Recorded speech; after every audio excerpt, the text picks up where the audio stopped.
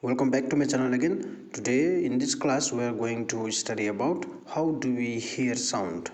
In the previous class we have already studied about the different parts and internal structure of ear, and the link for the video is given in the descriptions. Please go and watch.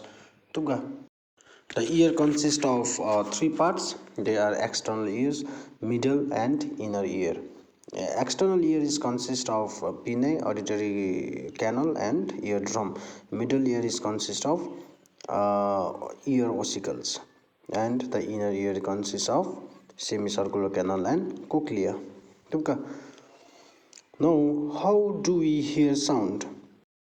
Firstly, the sound waves from ear are collected by pinna and pass through the auditory canal, and the sound waves causes vibration of the eardrum and vibrates ear ossicles, and ear ossicles vibrate the flute in cochlea, and the amplified vibrations are converted into impulses by the cochlea, and the impulses are carried by auditory knobs to brain, and finally brain interprets the type of sound.